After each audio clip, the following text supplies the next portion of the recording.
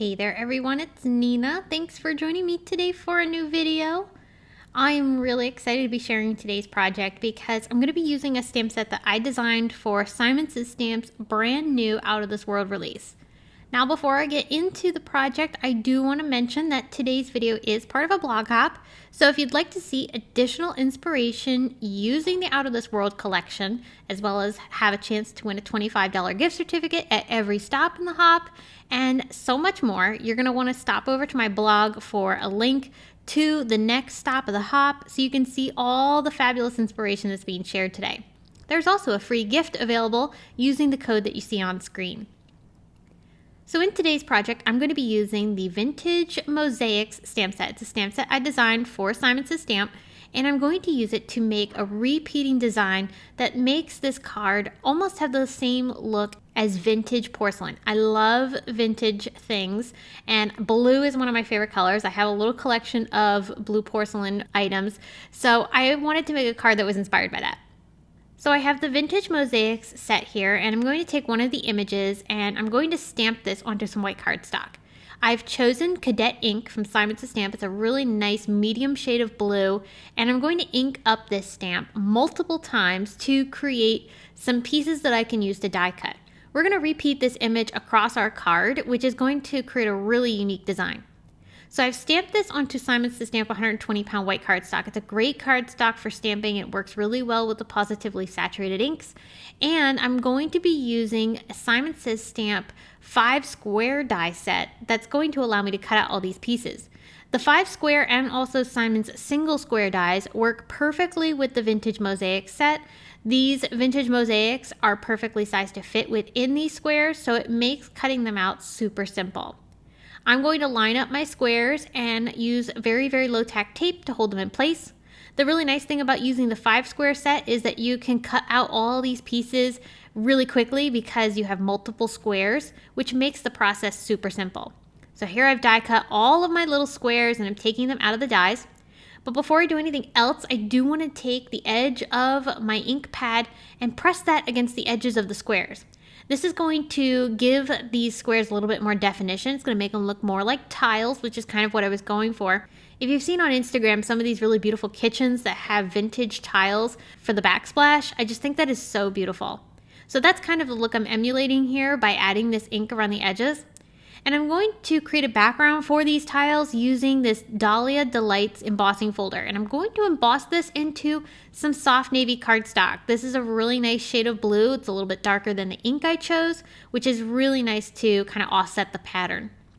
I'm going to spray my paper with just a light mist of water to help prevent any cracking. And then I'll run this embossing folder and my paper through my die cut machine. So now that I have my background ready, I'm going to start assembling all my little squares. I've chosen thin 3D foam squares from Simon Says Stamp to be my adhesive. These are not as dimensional as regular foam squares, so it's not going to make this card super bulky by adding all of these pieces down with these thin 3D foam squares. And I'm just carefully lining these up to create a really nice grid pattern. To make it more interesting, I then am going to layer another set of squares in the areas where those squares meet up. So now we're overlapping a little bit, which I think creates such a cool look and elevates the design beautifully. So I've added 2 squares on top of the 6 squares that are underneath. And then that beautiful Dahlia pattern is just adding so much texture behind the tiles. This is a really nice visual composition. So I'm going to use foam tape on the backside of my embossed design, which of course has the tiles sitting on top of that. And this is going to get layered onto a white card base. This card base is slightly smaller than a standard A2 card. I just kind of trimmed down the one side of it a little bit. So it's 5.5 inches tall, but it's not quite 4.25 inches wide. Okay, so for Simon's previous release, I designed these elegantly modern greetings, stamps, dies, and foil plates. I'm going to use the foil plates today. I've taped some silver foil onto white glossy cardstock from Simon, and I'm going to take this thanks greeting and heat it up inside of my glimmer machine. This is going to allow me to foil this greeting onto my white cardstock, and then I can use the coordinating dies to cut this out because the dies work with both the stamps and the plates. So after my machine has had a chance to heat up, I'll lay my foil and cardstock on top of the plate and run this through my die cut machine. Then I can pull it out of the machine, remove the foil, and reveal our beautifully foiled greeting, which is so pretty. I love how this shines on the white glossy cardstock. Here I have the coordinating dies. I'm going to line this up and use very, very low tack tape to hold it in place while I die cut. Now I have my greeting, and this is going to get layered up on top of our beautiful tiles. I was deciding upon the placement, wasn't quite sure initially where I wanted to put it, but in the end I decided towards the bottom.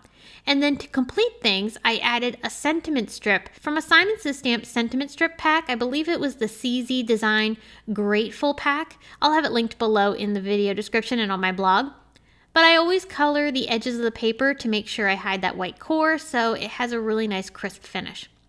I popped that up underneath the greeting, and then to complete the design, I used just a few silver gems on top of the center portions of each tile.